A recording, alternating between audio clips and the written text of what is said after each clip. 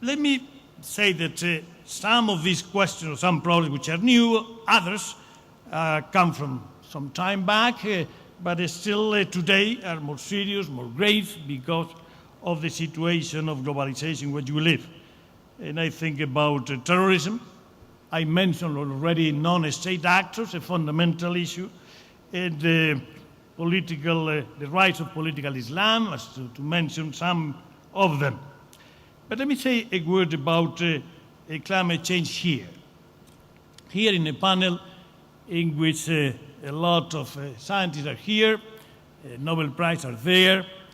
I think that consensus that has been achieved among the societies on the importance of the climate change has to do a lot with the scientific consensus among the scientific community.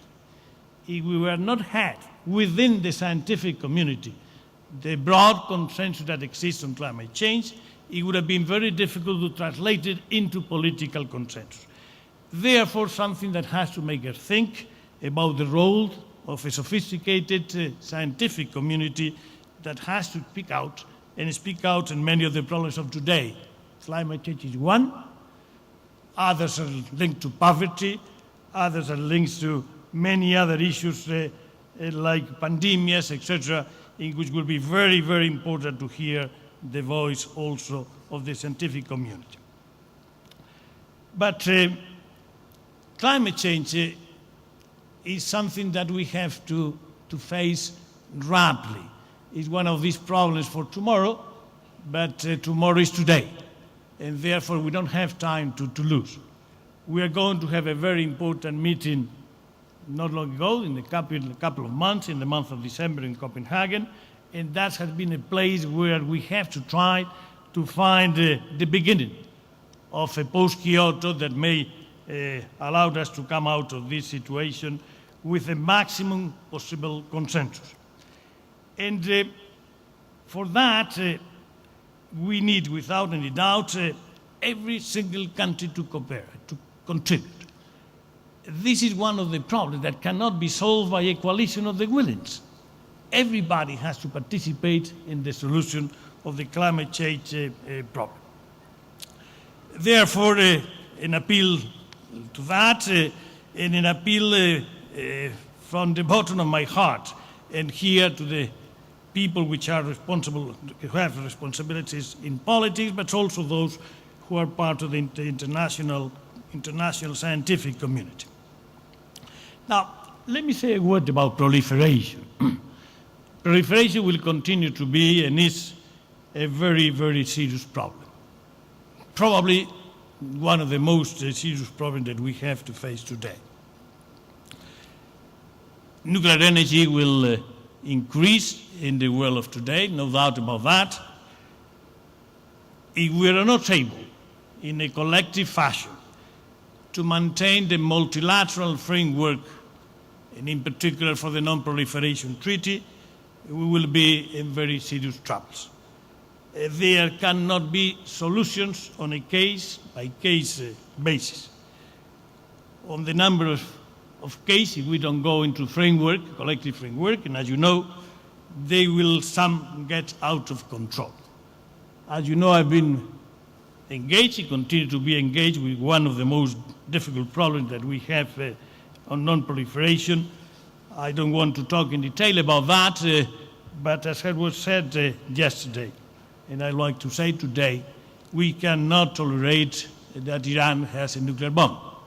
And therefore, whatever we can do in that direction has to be done, and you can be sure that I will be doing as much as I can in that direction. Let me concentrate for a minute, if I have time, on the region.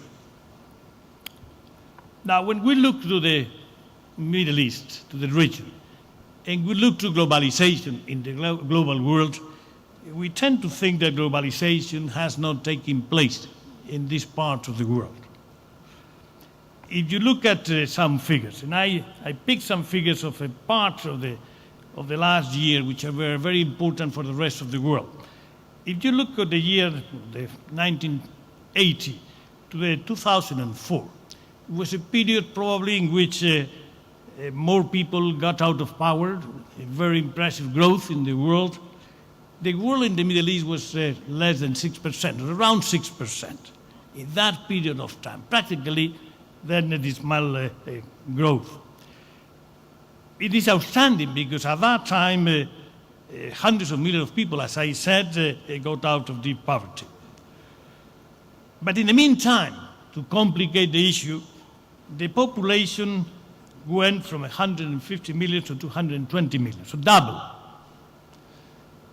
In the year 2007, this is the last figure that is guaranteed, that is correct, 60% of the people in the countries surrounded your country are less than 25 years of age.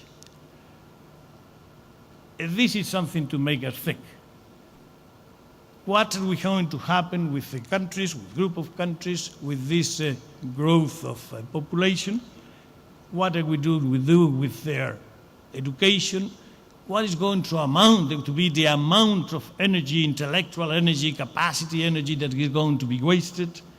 All these things have to be rethought and have to be rethought together by the countries which are richer, including Israel. And I think we have to work together. In any case, the European Union is trying and is offering to work together with you, because that situation really cannot continue like that, and it will create only the possibility or the threat of much more extremism in the region. But in the region also there is no sustained trade inside the countries. There's no countries, no trade, no countries which are trading. They are not developing networks to allow the economies to scale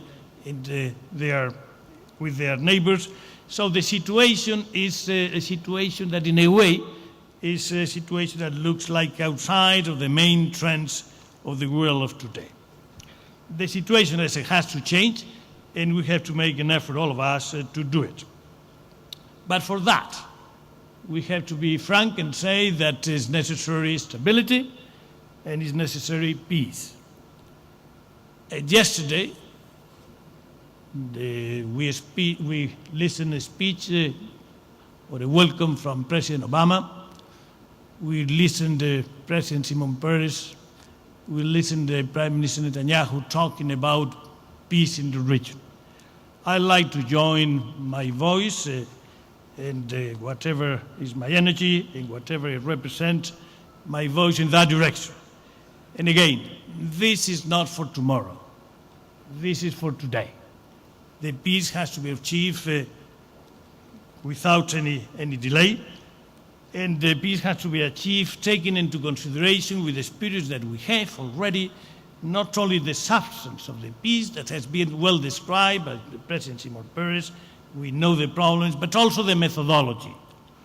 I think we have a problem of methodology, and I think that on that we have to concentrate also. I think we need not only to let the two parties negotiate alone, we have some mediation, rapid mediation, to agree on fixed dates to get the agreement and fixed dates to implement the agreement.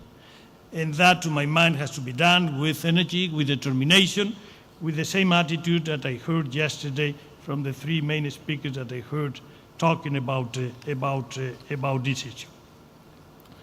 Peace is the only way out, and the moment to do it is not tomorrow, but today. Let me say a word to finish on Israel and Europe.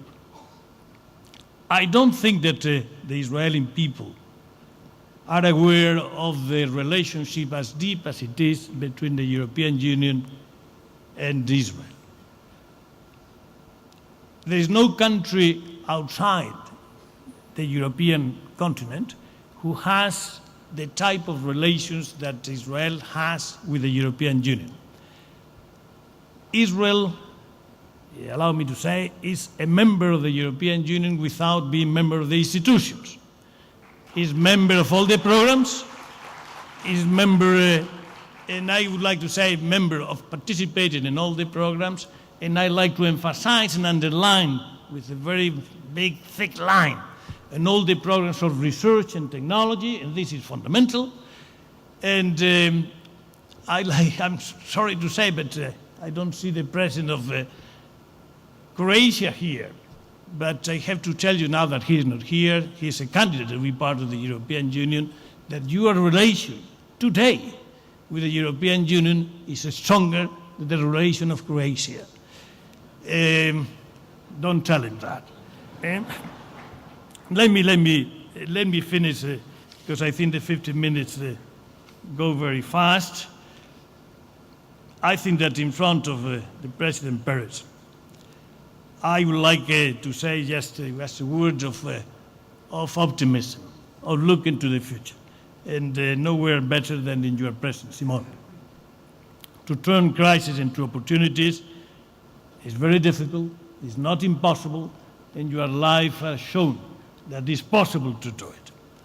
But for that, we need to be bold. We have to take risks. Nothing is done in politics or in life, for that matter, without taking risks. And for me, it's hard to imagine a better place to talk about boldness, to talk about risk, than in Jerusalem. Thank you very much for your attention.